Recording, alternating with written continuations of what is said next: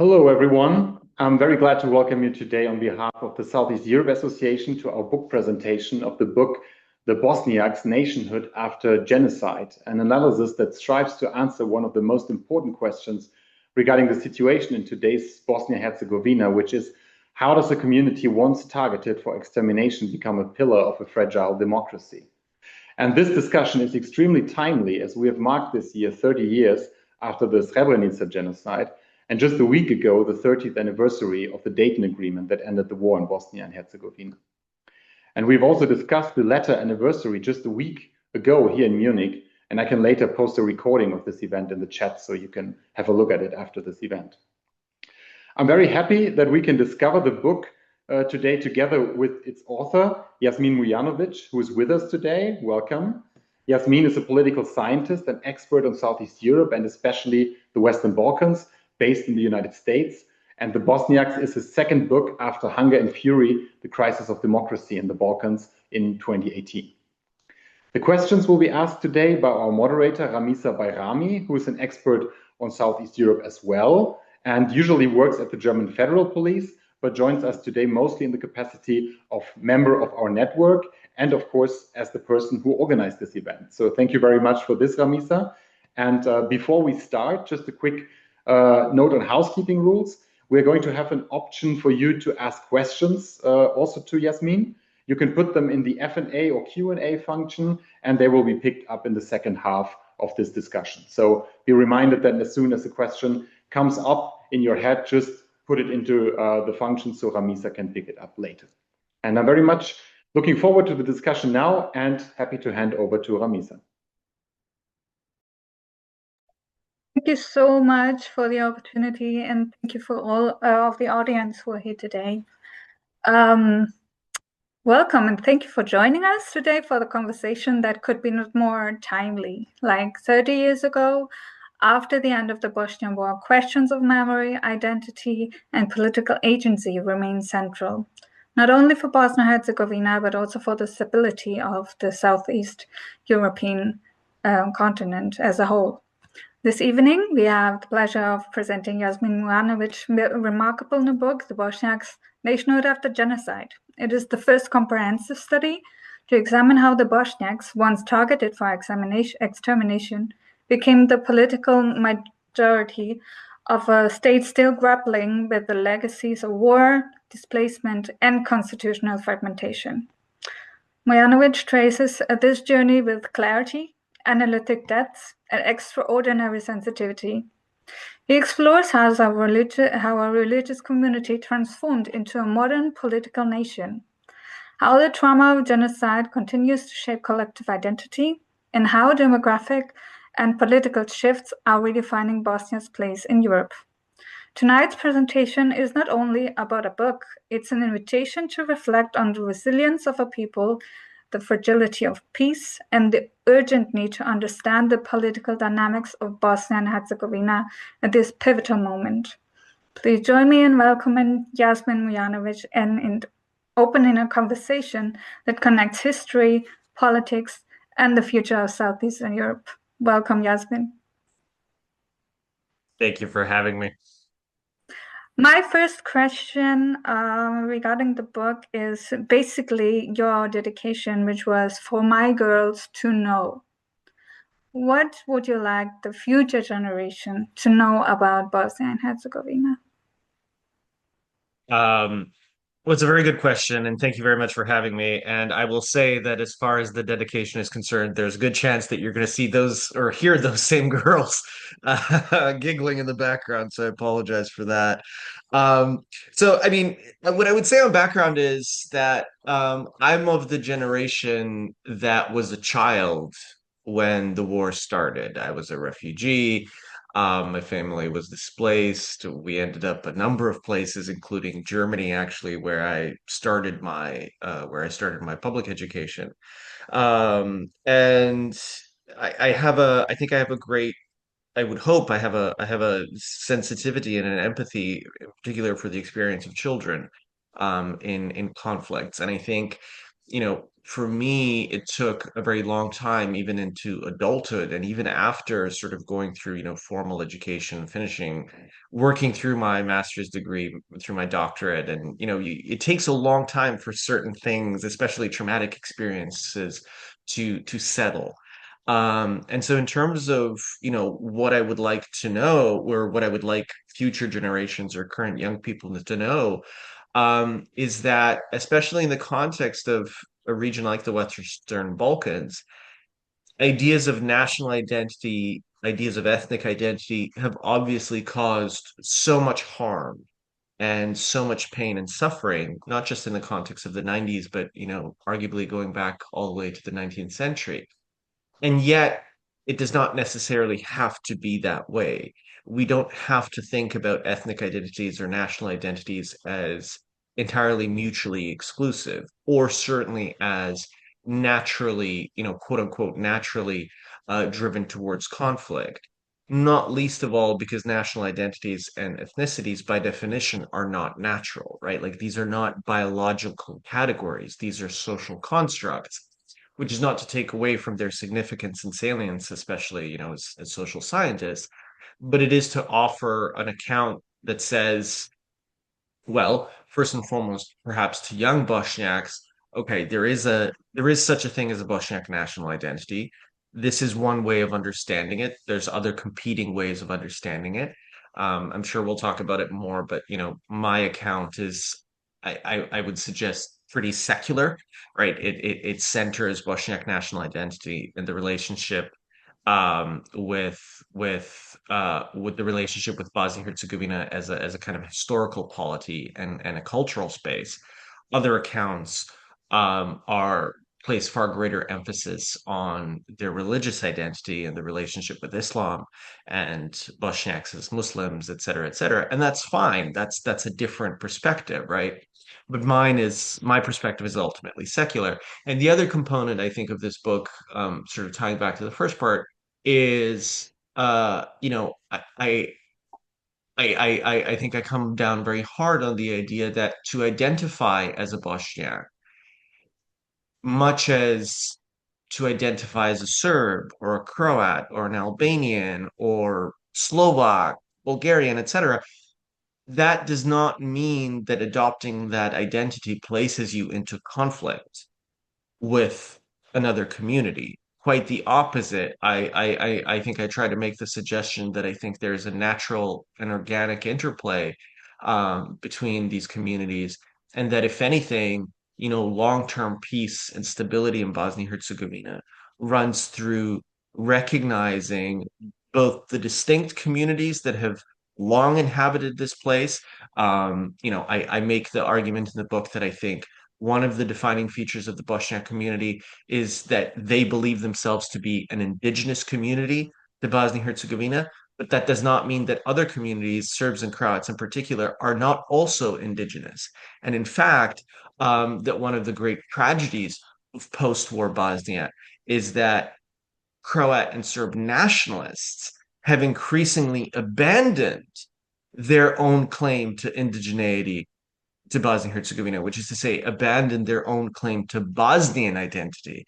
And so it's a book fundamentally about, I think, how adopting certain, shall we say, identitarian constructs or ethnic national constructs, while in the context of the Western Balkans, does have a difficult history that does not necessarily follow. It does not necessarily have to be that way. Interesting.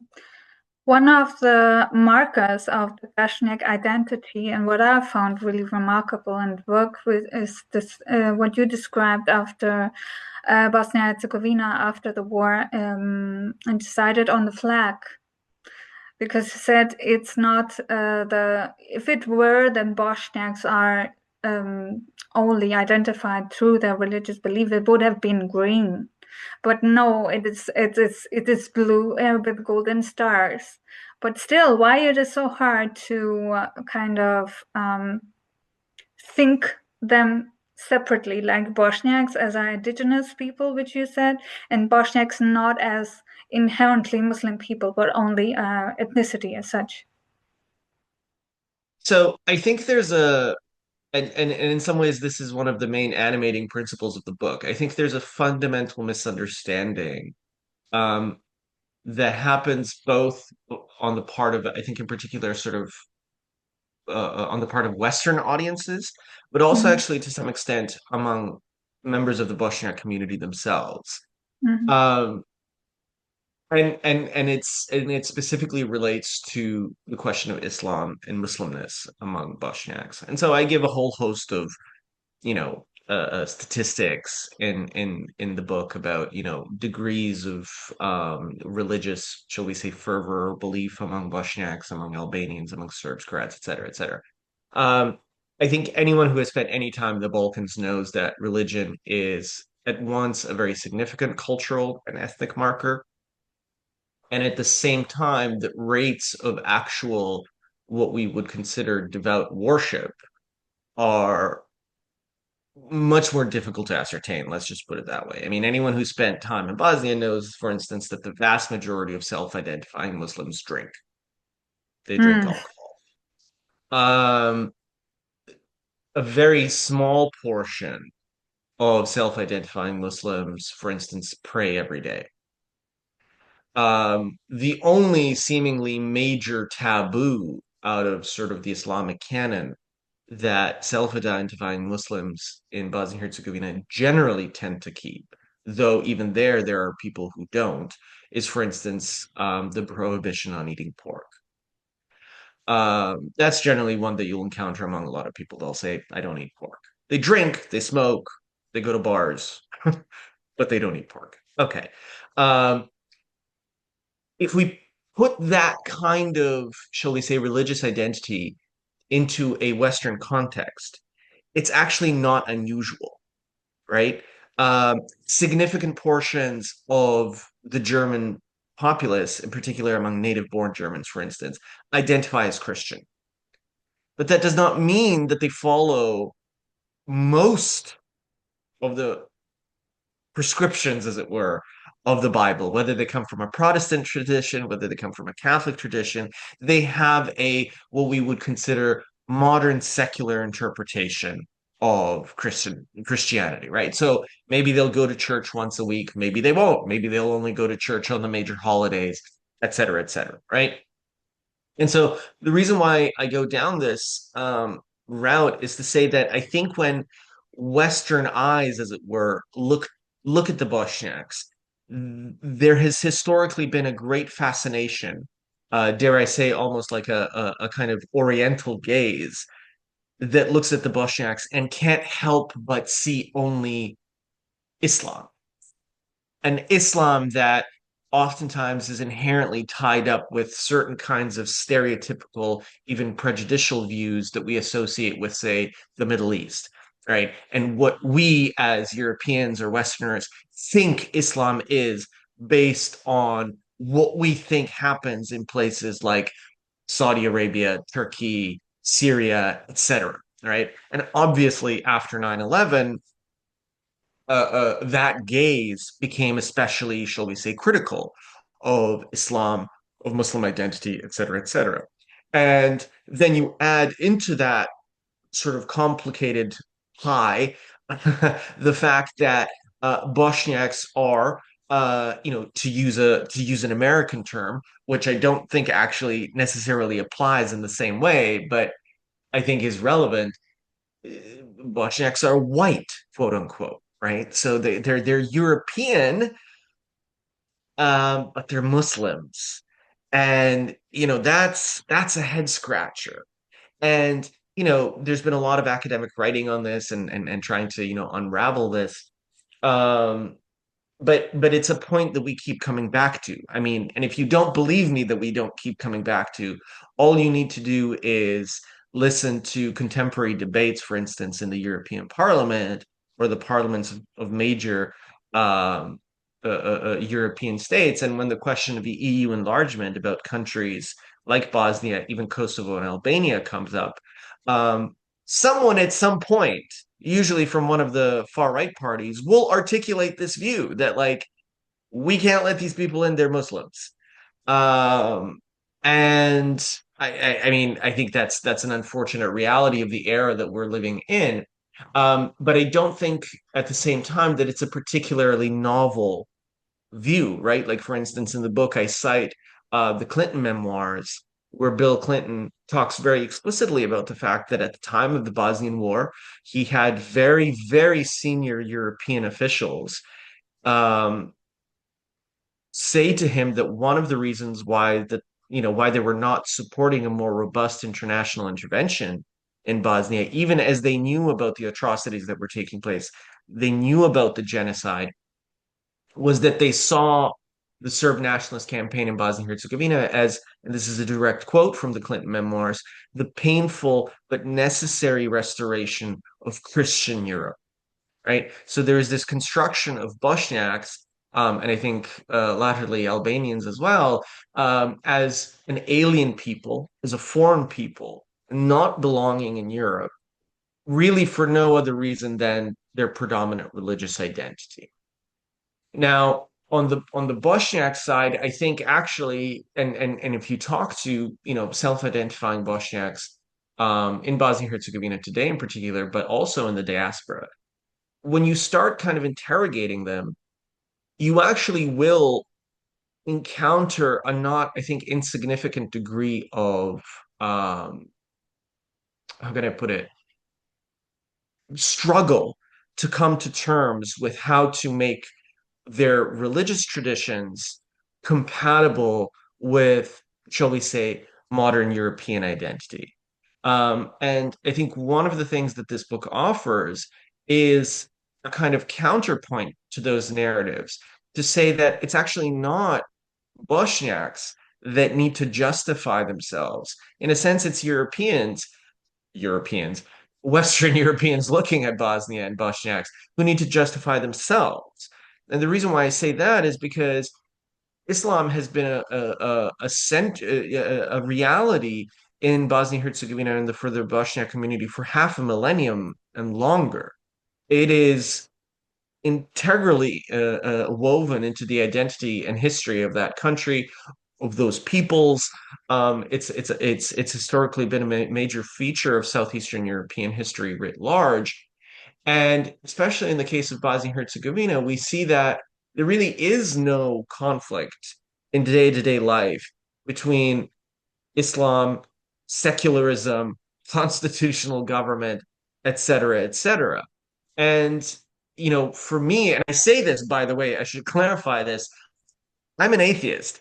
I'm a fourth generation atheist. So I've been an atheist for a long time, and my people have been atheists for a long time. So I do not in any way, subscribe to the religious aspects of it. But I do absolutely recognize that I come out of a cultural milieu that is Muslim, right? In the same way that somebody might be, especially in places like the United States, we talk about somebody being culturally Jewish, for instance, or you come out of a culturally Catholic milieu, like for instance, my wife does. We take that as read, right? Like we take that as normal. We sort of understand what that means. When somebody says they're culturally Muslim, we struggle with that concept. And the reason why we struggle with it is because we have certain kinds of stereotypes about what it means to be Muslim and what Islam means. And what I suggest in the book is that for Bosniaks, and I would argue even for most Bosnians, there is no conflict between the idea of being Muslim, being culturally Muslim, being Muslim and living in a secular society, being Muslim and perhaps having the occasional drink, being a Muslim and going to a bar, et cetera, et cetera, et cetera. And just then, as a final point vis-a-vis the flag, in the context of the early 1990s and the independence of Bosnia and Herzegovina, and then what eventually ends up becoming the Bosnian War, the Bosniak community leading the process towards independence. When it comes time to adopt a new flag for what eventually becomes the flag of the Republic of Bosnia and Herzegovina, we know from the sort of archival records, there was never really an alternative proposal made.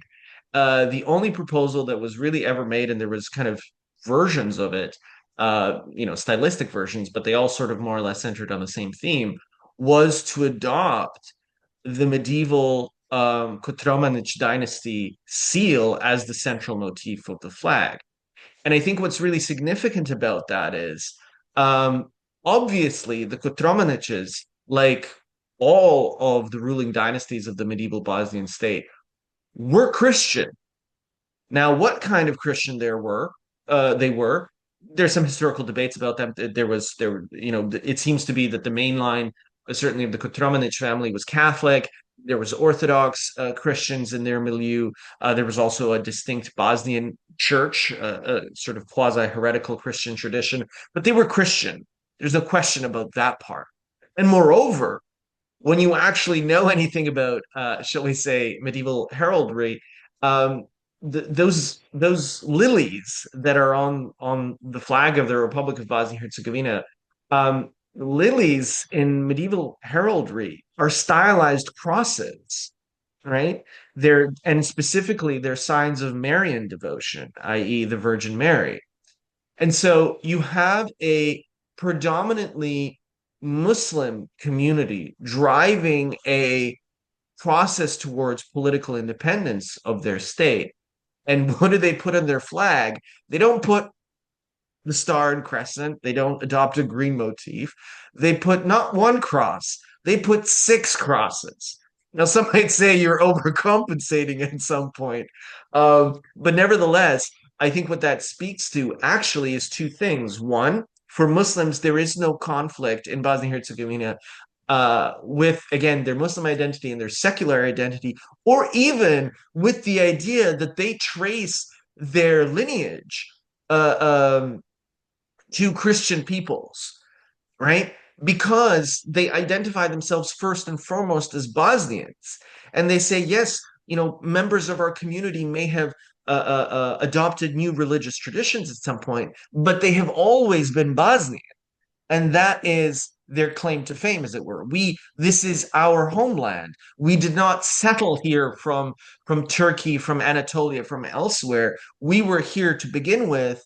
We adopted perhaps different cultural practices, but there it is. And I think also as the final point here, the other very significant part of the use of those lilies is that it was a direct appeal to the Croat community and Serb community to say, as we walk into independence, as we move towards independence, we absolutely insist that you are part of this story.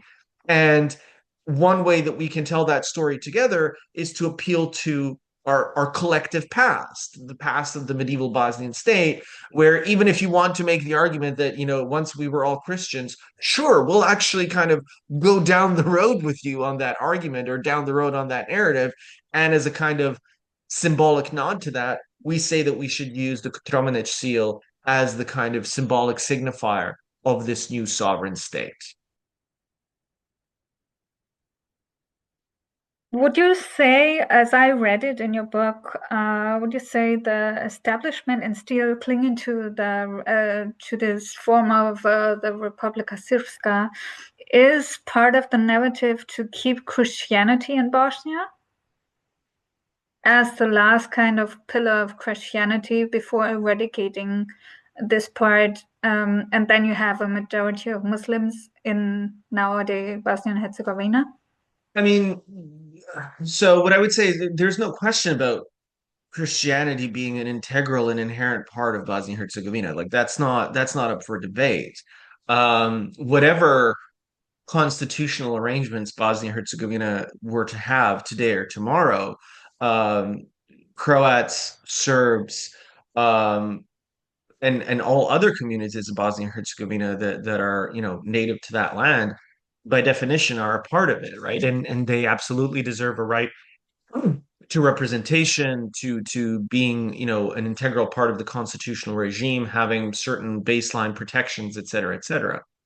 The issue with the creation of the Republika Srpska is not it has nothing to do with Christianity. It has something to do with, I think, a very particular and very malicious and violent kind of Serb nationalist millennialism that, to my mind, is as much a perversion of Christianity as it is a perversion of ethnic Serb identity, right? the idea of the Republika Srpska, the very name, is a rejection of Bosnia, Bosnianness, and also by definition collective life, right?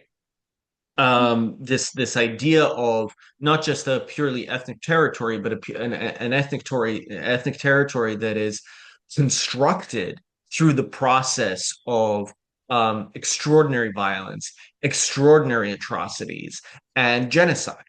Um, there is no way to tell the story of the Republika Srpska without telling the story of the extermination and expulsion, in particular of the Bosniak community from eastern and northern Bosnia and Herzegovina, but also the Croat community, right? And so, to my mind, the kind of conceptual problem of the RS is that it is inherently tied up with the ideological program of people like Radovan Karadzic and Ratko Mladic. There is no, how can I put it? There is no benign, liberal, moderate version of the Republika Srpska concept because the concept is rotten.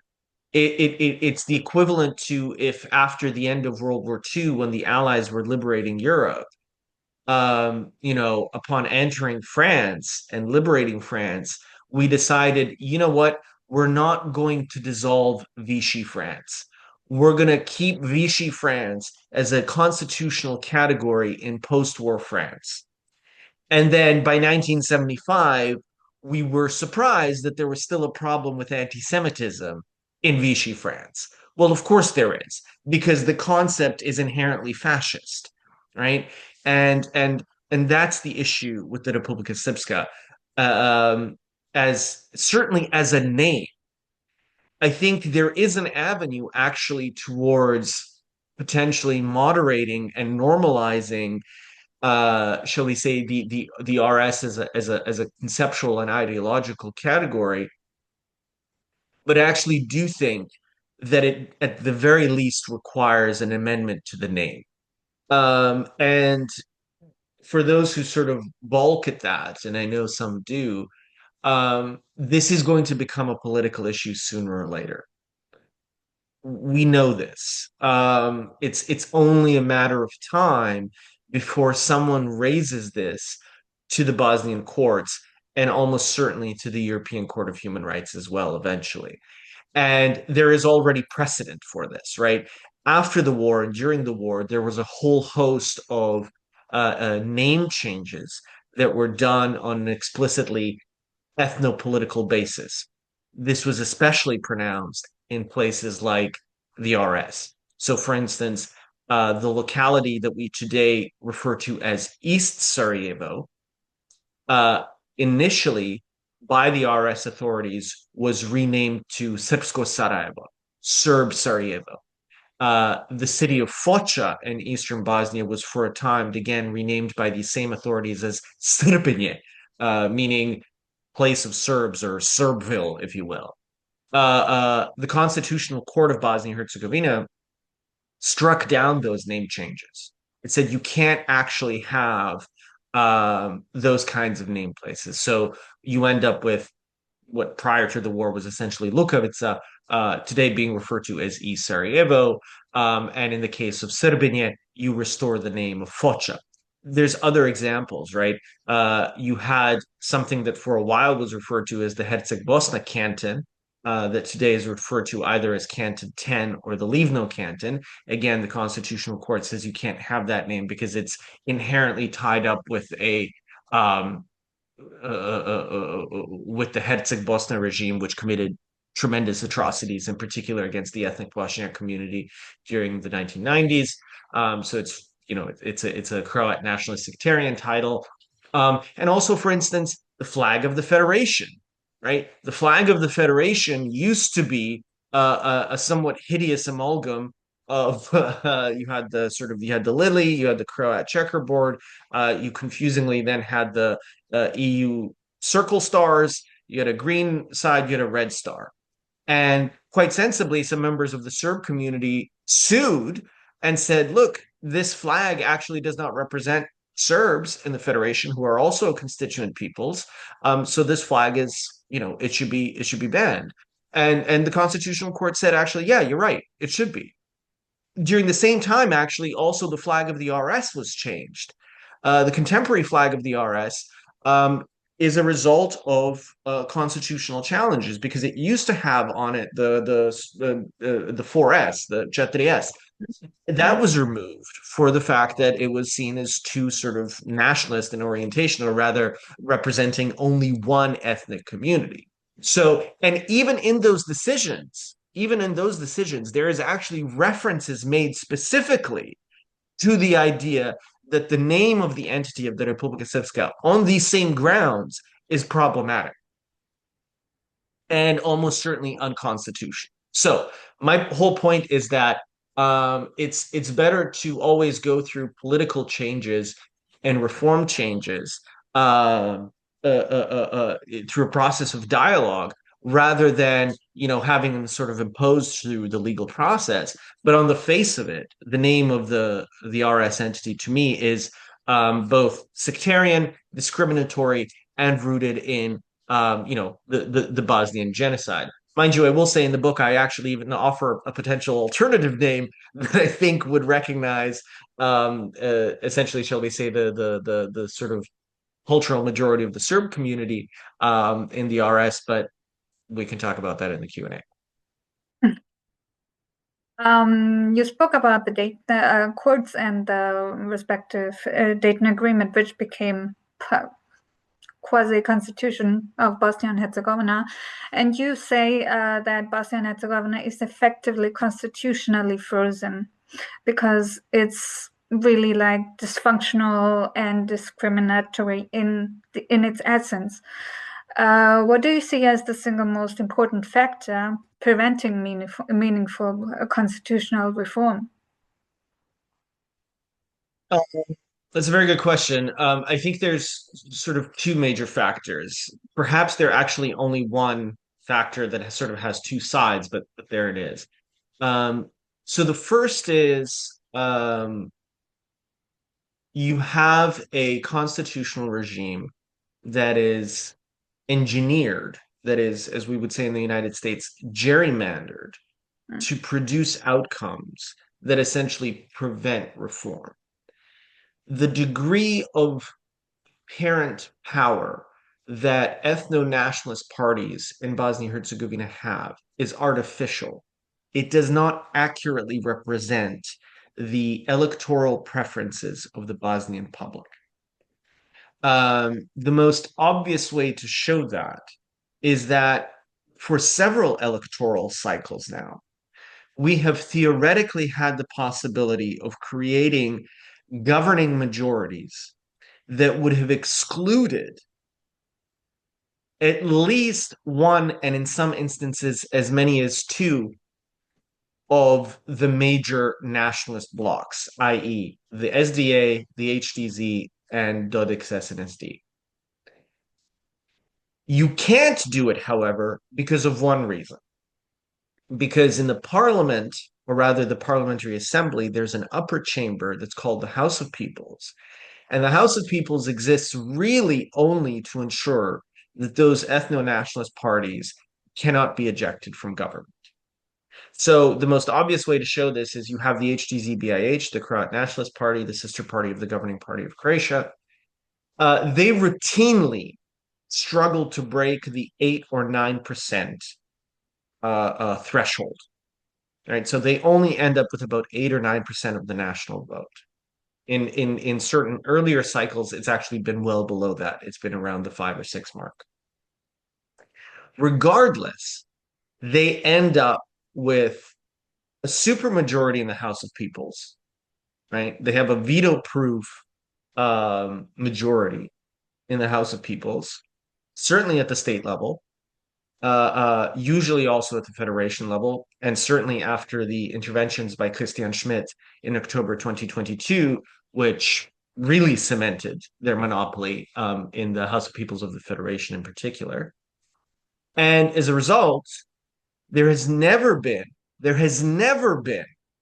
a federation government or a state level government without the HDZ, except for about a year and a half long period after 2010, when there was a government formation crisis, partly because there was an attempt to create a government without the HDZ, but because the HDZ has a veto-proof monopoly within the House of Peoples. Pooples would be a better name, frankly. Uh, um, they shut everything down. And so there was a moment there in 2010, 2011, where Bosnia and Herzegovina and Belgium were competing as to who could go longer without a government. I think actually the Belgians won, though win depends on how you define win. Anyway, long story short,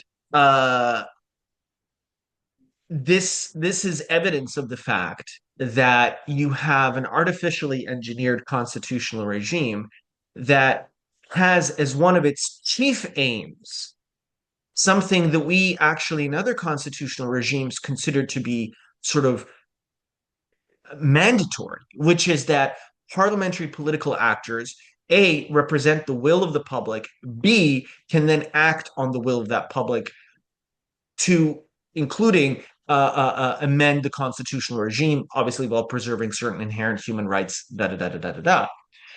In Bosnia and Herzegovina, actually, you have the opposite. You do have a constitutional amending formula that, on the face of it, seems quite straightforward, but in practice is very difficult to enact, precisely because the constitutional regime is in effect meant to not be reformed. And even the architects of the Dayton Agreement, in particular the Americans, knew this. And it's part of the reason why they created ultimately the Office of the High Representative. Because the Office of the High Representative is this kind of deus ex machina that recognizes that the constitutional regime itself is non-functional. And then it creates this sort of tertiary body that can kind of magically come in occasionally and be like, okay, behave. This is the way we're going to do it. The parliament couldn't pass this necessary legislation, da da da da da da da. The catch, of course, is that the high representative, whether he wants to or not, cannot amend the state constitution. They can amend all the other constitutions. They can amend the federation, RS, cantonal, municipal, whatever. All the subnational constitutions they can amend, but they cannot amend the state constitution. So that's the sort of the key reason why we've not seen constitutional reform in Bosnia and Herzegovina, because in many meaningful senses of the term, the system is not designed to be reformed. It's designed to be an armistice, essentially, right? Like it's a peace agreement first and foremost, and a second, and only as a second category is it a constitutional regime. And that then ultimately brings us also to the second part, which is what a lot of people end up talking to me about, my friends in Berlin, my friends in London, my friends in Washington. Because Dayton is first and foremost a peace agreement, there is very significant concern on the part of the international community in particular that if you go down the road of constitutional reform, this will destabilize Bosnia. And this is certainly something that leaders in Zagreb and Belgrade like to remind everyone of very frequently through thinly veiled threats that, if you get a constitutional regime that will, for instance, better reflect the demographic and political realities in Bosnia and Herzegovina, that this is a threat to the Dayton Agreement as a peace agreement, and wink, wink, nudge, nudge, maybe we invade again. And so you have a certain kind of, shall we say, conservatism and skepticism that has kept Bosnia and its citizens trapped, because both Bosnia's international partners, its neighbors, and a significant portion of the political establishment all actually are quite wary and opposed to the idea of constitutional reform, no matter how dysfunctional and absurdist the attempted governance or non-governance, as is usually the case, is in Bosnia. So the kind of the final outcome of that is a really sort of almost absurdist comedy that plays out every time the Bosnia and Herzegovina's in particular EU accession process question is asked. Well, why is Bosnia unable to engage in the accession process as well as, quote unquote, as well as some of its neighboring states? Well, because Bosnia's constitution is not designed to deliver governance outcomes. I mean, that's literally the reason, which makes, ironically, the demands by the EU for Bosnia and Herzegovina's legal regime to sort of, begin to meld into the EU acquis all the more problematic, because it can't do that. It can't do that without very significant international support. But that international support is not coming because everyone is afraid of what will happen if we move down that road. So it's a kind of, we're chasing our own tail. And then you get, oh, well, why don't Bosnian voters vote better? They do. Bosnian voters keep trying to vote better, but they can't because of the way the system is designed. So I do get quite annoyed, actually, when people, diplomats and what have you, sort of, like to scold Bosnian voters, like, oh, you need to, why do you keep voting for these people? We don't. Is their answer. It's just that the outcomes are what they are because the system is designed in such a way to produce those outcomes. Mm. Before I come to the Q&A questions, one more thing. My last question would be, if a constitutional convention were held tomorrow, what three principles would you argue must be absolutely non-negotiable? So at the very end of this book, I offer some thoughts as to how actual constitutional reform could take place, successful constitutional reform. Earlier this year, I also published through my colleagues at the New Lines Institute in Washington, D.C., something called Dayton Plus, which is a much more comprehensive and detailed and sort of wonkish analysis of the potential for constitutional reform in Bosnia and Herzegovina. And I'm going to say something very unusual for somebody who has written a report on potential constitutional reform. The recommendations that I make in that report are not necessarily my view, meaning I don't necessarily think they're the best outcome. I do think that they might be the thing that all of the major stakeholders can agree to. And much as any grad student who has ever written a thesis or a dissertation, I do take the view that the best constitutional reform is a constitutional reform that can actually take place, given that it has never yet taken place in Bosnia and Herzegovina. So to your question, what are the three principles? I mean, one is a kind of, shall we say, methodological one. It has to be a process fundamentally that is led by Bosnians. Right? It has to be a process that is led by Bosnians, and it has to be a process that involves very significant input by Bosnian civil society. It can't purely be a deal that is sort of negotiated by these entrenched ethno-sectarian political parties. That is also, ironically enough, where Bosnia needs the biggest help from the international community, and in particular its EU and NATO partners, because actually the capitals with whom the most serious conversations need to take place is with Zagreb and Belgrade. To say to them, we as the EU and NATO are going to sort of preside, very broadly speaking, over a process of constitutional reform in Bosnia and Herzegovina, and we will allow the Bosnians to come to a new deal for themselves. That means that you all in Zagreb and Belgrade are not going to be involved in this. And we will watch very, very attentively to make sure that that does not take place. And if it does take place, then it's going to be a bilateral issue between us and you. Right? That's the support that Bosnia needs if we want constitutional reform. The other sort of two major principles, and I'm thinking again about this from the perspective of what can be done now, what can be done in this lifetime. I'm not saying that there would not be some future rounds of constitutional reform. Any functional democratic society periodically needs to amend its constitutional regime, again, while maintaining some bedrock principles of civil rights, human rights, et cetera, et cetera. And so, to my mind, the sort of two initial principles for the, shall we say, first round of constitutional reform in Bosnia are, one, I think it would not be a good idea to entertain any kind of, shall we say, territorial reorganization. There's often these ideas about, let's scrap the cantons, let's scrap the entities. I'm sympathetic to that as a kind of romantic belief. It's not going to happen.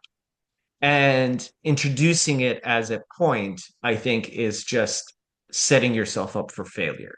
So I would advise leave that as it is.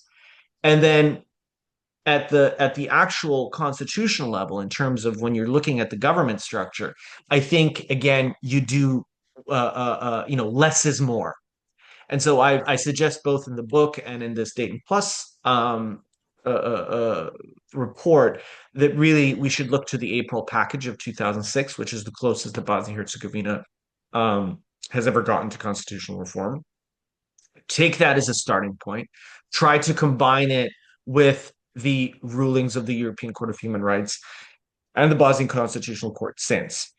I'll give you two very concrete ideas as to what might that look like. I mean, it's much more sophisticated. There's a lot of debate, for instance, that happens in Bosnia about the presidency. How can the presidency be amended? Da da da da da. It's surprising to me that nobody ever talks about the fact that either A, you could strip the presidency of virtually all of its powers, and then you would either end up with something like what you have in the Republic of Ireland, which is that you have a president who's purely ceremonial and essentially acts as a kind of top diplomat, but without any of the meaningful, powers of like a minister of foreign affairs, or you don't have a presidency. You just have basically a parliamentary regime. So you devolve the powers of the presidency to what in Bosnia is called the Council of Ministers. In effect, I mean, there's any number of routes that you can go down from that point on. One of them is to move towards like a kind of continental, shall we say, parliamentary regime. The other is like a Westminster parliamentary regime. I will say I'm a little bit of a Westminster parliamentary supremacist. I do think this is an objectively good model for government. I do fundamentally believe that if a government can't pass budgets, it should fall, which is why I find the American constitutional regime very confusing. The idea of a government shutdown is very strange to me as a political scientist. But anyway, so those are some ideas that I think really need to guide this process. And to ensure that it's a process that I think and this is the last thing I'll say because I know there's some questions. To my mind, the logic of constitutional reform in Bosnia is, in a sense, to break the taboo, to show to people in Bosnia, including the political class, look, you can do this, and it will not result in violence. And so the more kind of conservative one is with that first initial round, in a sense, the better and smarter it is, because it's a kind of confidence building measure to say that, okay, we did one round of constitutional reform, and maybe in 10 or 15 years, we'll try again. We'll do a little bit more. And then 10, 15, we'll do more. And that then obviously makes the sort of EU accession process much more plausible and functional, because you can do all of those things that the EU says that you need to do. Thank you very much there. Very interesting. So I think what I really second and what I absolutely agree to is that the process of setting the constitution needs to be led by Bosnians. I mean, that must be a given, because that will decide the future. And if they cannot act on their own will by their own constitution, we will see the same thing again happening. Well, as I said, the first question here is, which I would like to ask you, and is what lessons might the European Union take from this case when it comes to governing cultural, ethnic, and societal diversity across its member states? It's a good question, and I think what Bosnia shows, or rather what the Dayton constitutional regime shows, is that you need to be very, very careful when designing institutional setups that are meant to account for ethnic, cultural, linguistic differences. There's a very fine balance between affirming someone's right to identity and creating outcomes where you're actually worsening and deepening divisions. And I think Bosnia, unfortunately, has gone very much and way too far down the latter road. right? Bosnia's attempts to accommodate different ethnic communities and their political rights and rights to representation have, in effect, deepened and sort of fueled sectarian dynamics.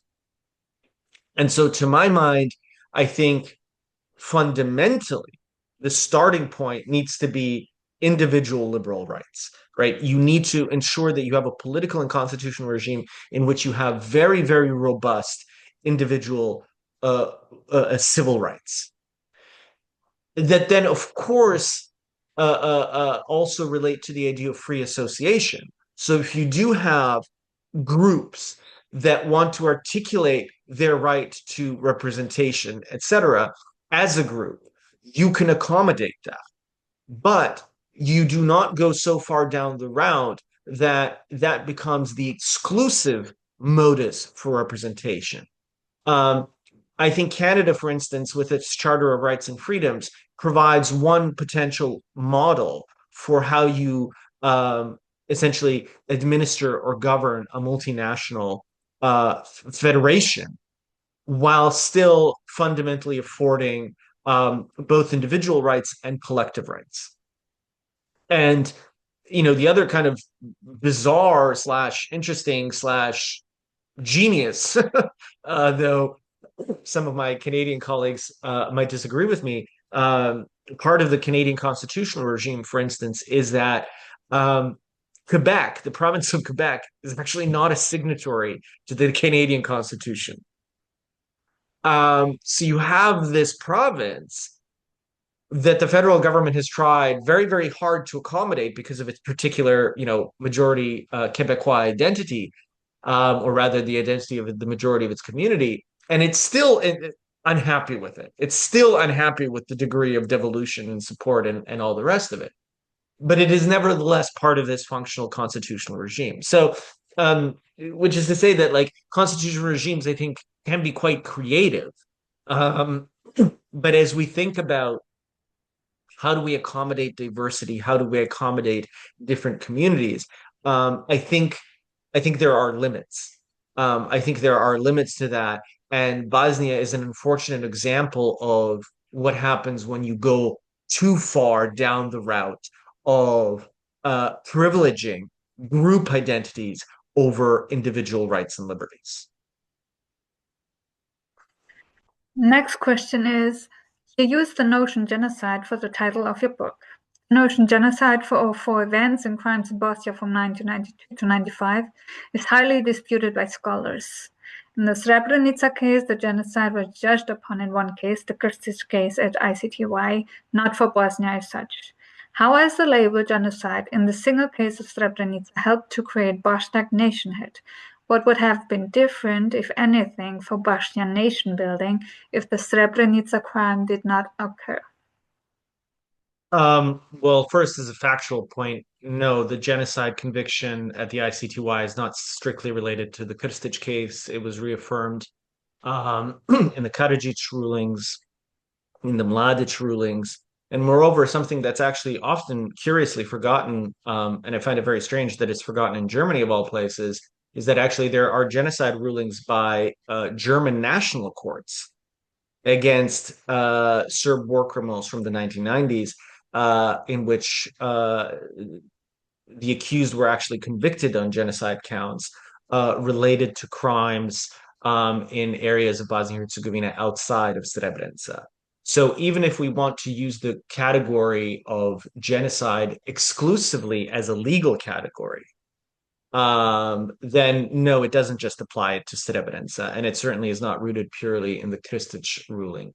The other much bigger point, though, is obviously the genocide is in some ways a conceptual category, right? It is quite conceivable. It is quite conceivable that the ICTY might never have ruled that Srebrenica was a genocide. It could have used the same convoluted logic that it used in some of its other findings to conclude that, well, it was a terrible crime, it was a massacre, it was a crime against humanity, it was et cetera, but it wasn't a genocide. That could have happened.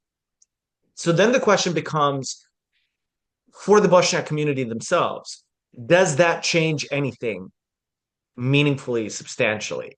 Is their experience of genocide dependent on the views of a court in the Netherlands? I suggest no.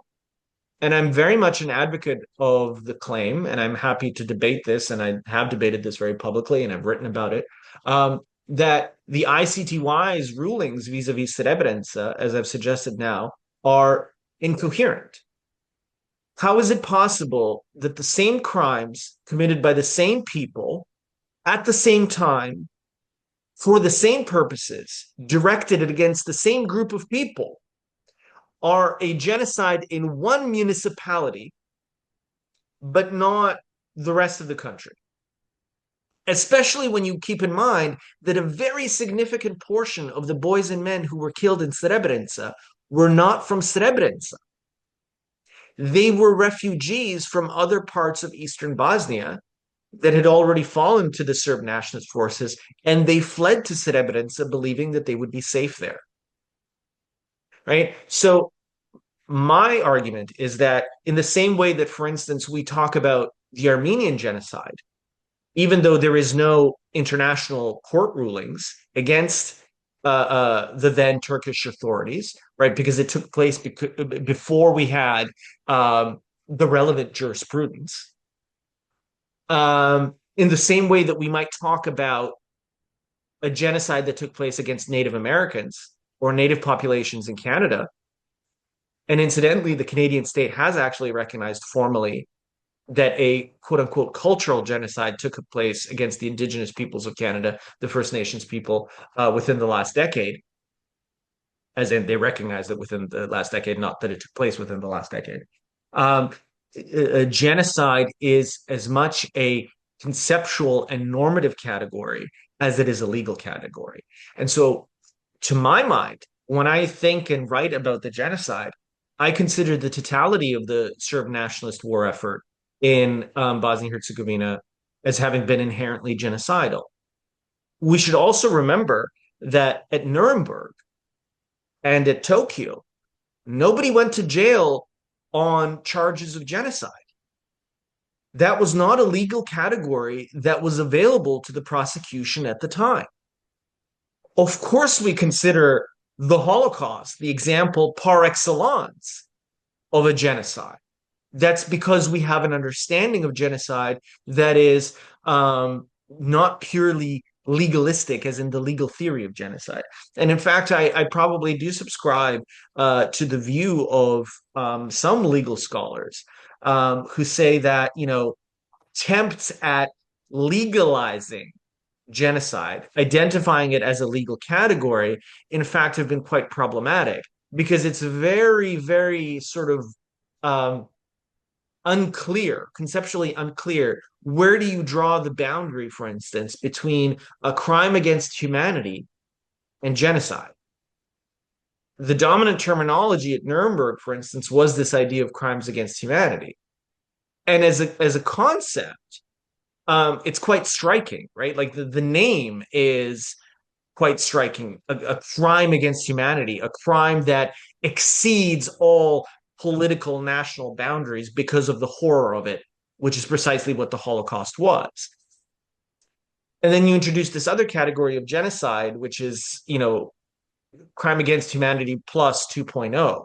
And it's like, well, where's the boundary? What are we going to go around Auschwitz and in this gas chamber, it was a crime against humanity. In this one, it was a genocide, right? It's preposterous. And so that's I think something that needs to be problematized more. To the latter part of the question, I think in a sense I've answered it, but just to make it clear, I think whatever any outsider wants to or doesn't want to make of a particular experience of a people, the book takes the view that nations, ethnic groups tell certain narratives and histories about themselves, right? So, for instance, for the contemporary state of Israel, the experience of European Jews during the Holocaust and during the fascist period of the 1930s and 1940s is an absolutely formative part of the creation of the state of Israel, much as anti-Jewish pogroms during the 19th and 18th centuries are a part of that narrative.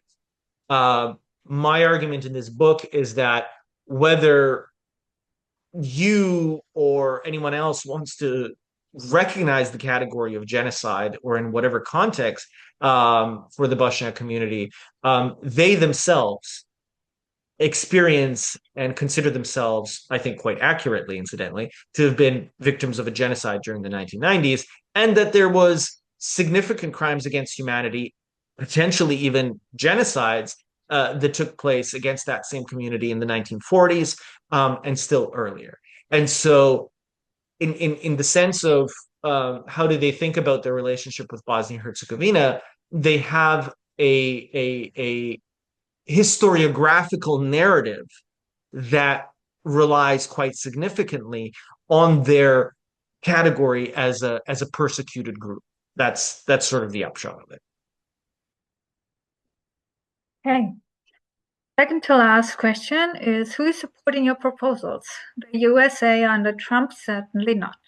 EU is too divided. How will you win the young generation across the different ethnic groups?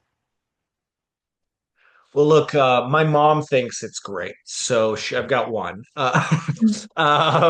No, it's a very good question. It's actually an excellent question. And I gestured at it a little bit earlier in one of my answers, which is that I think actually constitutional reform in Bosnia and Herzegovina has been um, a very difficult pill to swallow for the international community. That having been said, I'm actually not sure entirely that it's true that the Trump administration doesn't support the idea of constitutional reform in Bosnia, based on what some of the, in particular, Croat nationalist actors in Bosnia and Herzegovina have been saying over the last few weeks. Clearly, they're of the view that the Trump administration does support constitutional reform in Bosnia and Herzegovina. The problem is that the constitutional reform they have in mind would put Bosnia still further away from the EU acquis, from membership in NATO, and certainly put it in even more direct conflict with the European Convention on Human Rights. At the same time, the EU officially, especially because Bosnia and Herzegovina now is a candidate state, takes the view that Bosnia and Herzegovina must go through constitutional reform, right? Bosnia, by definition, cannot become either an EU or NATO member state unless it goes through significant constitutional reform. So, in a sense, the kind of theoretical legal terrain is very clear. The European Court of Human Rights says Bosnia and Herzegovina has to go through constitutional reform. The Venice Commission says it. The EU says it. NATO says it. Past US administrations have said it. I think implicitly, the current administration is at the very least gesturing at it as well. To what extent they can actually articulate a coherent policy, that's up for debate. So in a sense, there is a widespread agreement that Bosnia and Herzegovina and constitutional reform are inevitable. The question is, how do you actually get to that? My sort of intervention in this entire debate, as it were, is to make the idea of constitutional reform, as I've suggested it, as palatable as possible to the greatest number of people, because I take the view that it is inevitable. It has to take place at some point. And if it is to take place, I would like for it to be successful. And again, I would like for it to start building the kind of muscle that, once a generation, perhaps, we can go through a round of constitutional reform and it won't result in significant political instability or violence. And part of the reason why that is really important to me is, as I argue in the book, is that I do sort of subscribe to the belief that there's something kind of, and this is, Jasmin and his magical crystals, but that's not what I mean here. I talk about it as the idea of like democratic DNA, which is to say that the longer a country and a polity has experience with peace, with democracy, and constitutional government, the more able it is to navigate significant crises, right? We are unfortunately living all collectively through an era right now where very scary things are happening in our democracies. But I would nevertheless put to you that we are attempting to navigate these challenges. And part of the reason why we are being somewhat successful is because some of our older democracies, whether they're in Europe, whether they're in the Americas, whether they're in Asia, um, they have histories of democratic self-rule and constitutional government. And so the people, the citizens in those countries, as frustrated and as angry as they may get, they don't immediately go to, I don't agree with you, you don't agree with me, let's kill each other. The process of parliamentary democracy is allowed to play out. And that's in a sense the whole game here that I'm trying to engage in.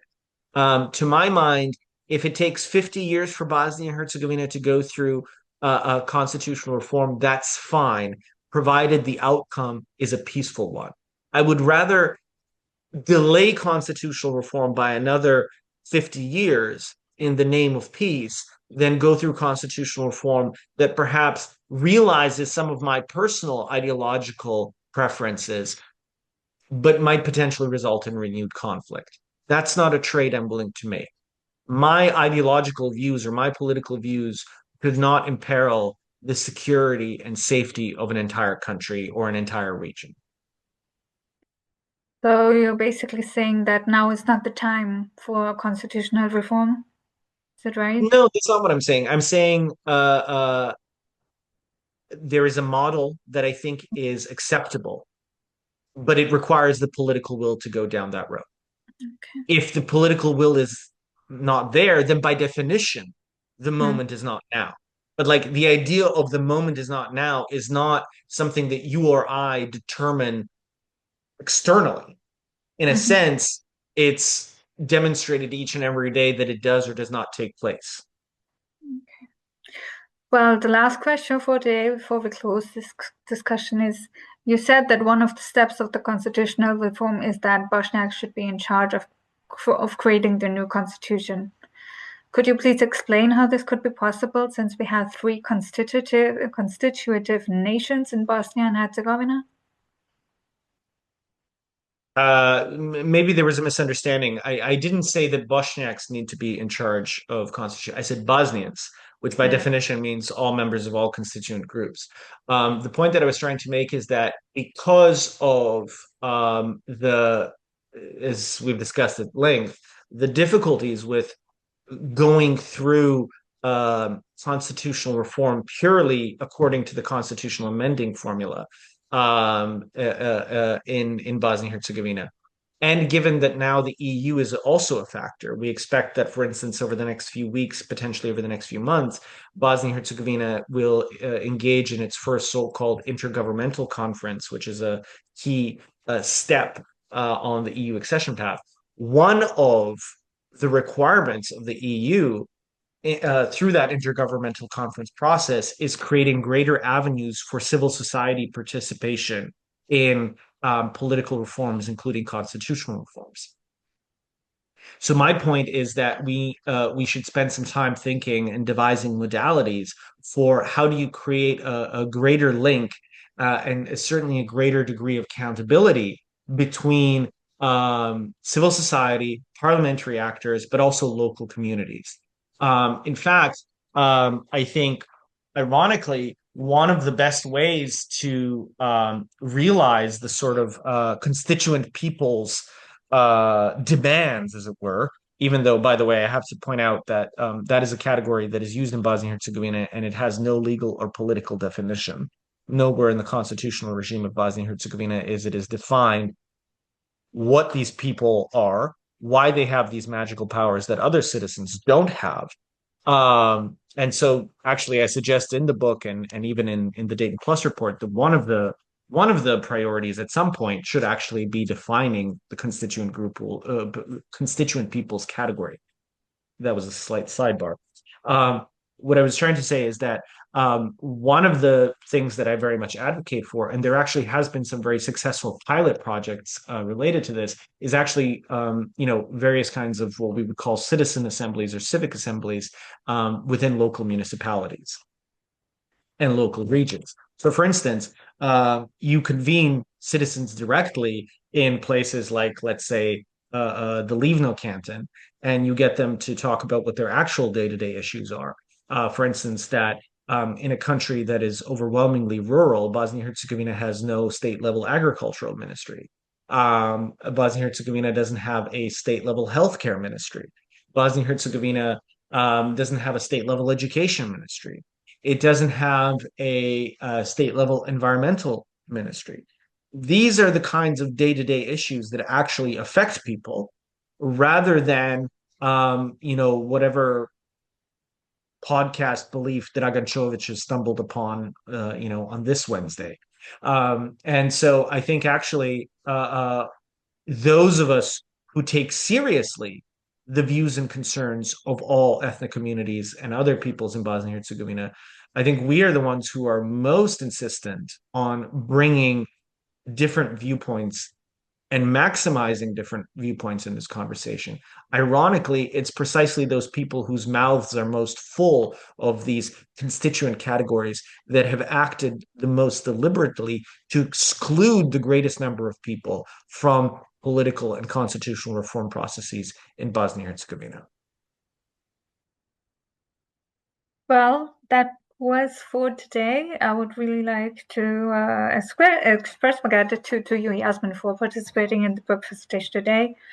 What I found, your book is really easy to read, and you do say it in the introduction that you need to have some previous knowledge to Bosnia, but still, it is really eye-opening, and it's the first of its kind. So order it for your friends, for your universities, because it is a really important book for now, for Bosnians, for the diaspora, and for everyone who is interested into Bosnian politics.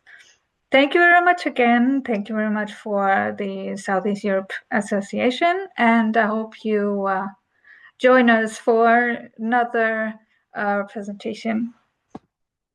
Thank you very much. Take care, everyone. Bye-bye.